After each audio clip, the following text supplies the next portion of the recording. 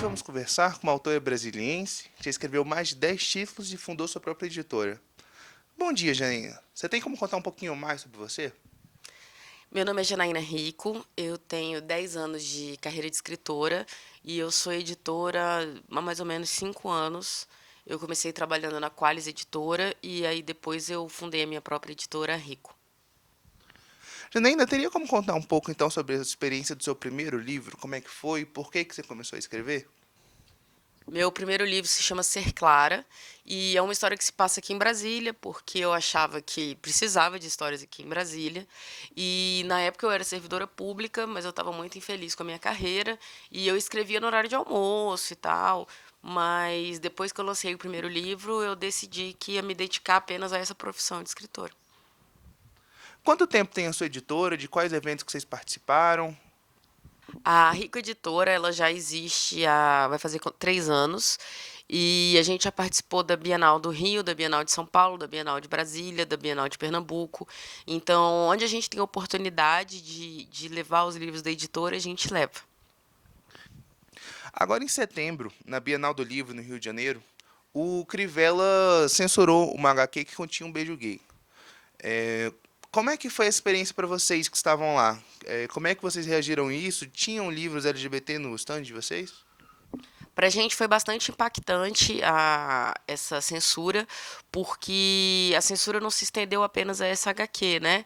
Eles falaram que qualquer livro que contivesse conteúdo gay deveria ser embalado num plástico preto, colocado no alto. E a editora ela trabalha muito com publicações LGBT+, justamente para o público jovem.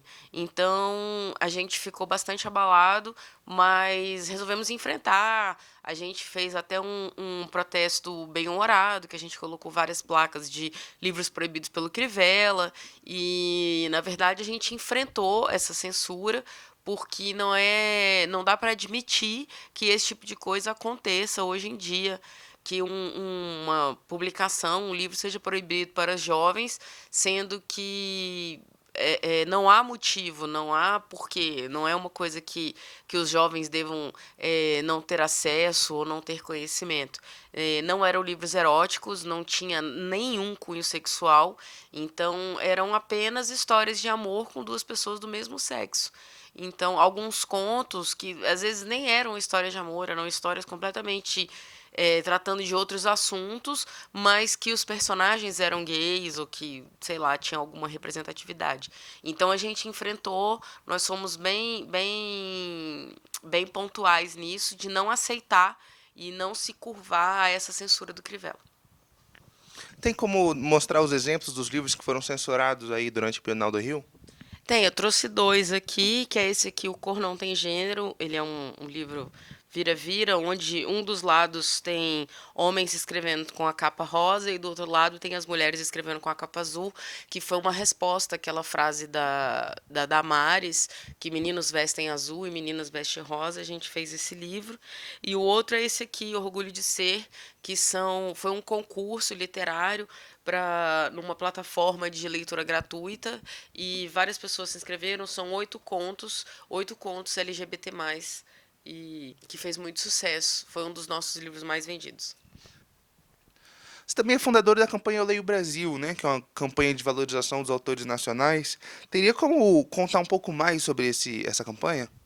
Claro, a campanha Leia o Brasil surgiu tem mais ou menos uns 6 anos e era da necessidade da divulgação dos escritores nacionais, porque existe no Brasil um grande complexo de não se ler autores brasileiros.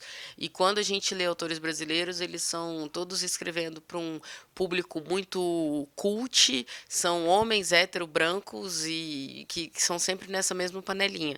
Então a gente criou Eu Leio Brasil, que tem aqui várias revistas que são.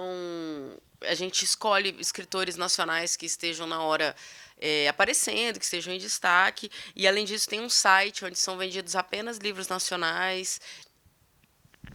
Muito obrigado. E as pessoas que quiserem saber mais sobre o seu trabalho, onde é que elas podem encontrar? Alguns livros estão nas melhores livrarias do país, mas o lugar mais fácil de encontrar é no site da editora Rico, www.ricoproduções.com.br, ou no site Eu Leio Brasil, www.euleiobrasil.com.br.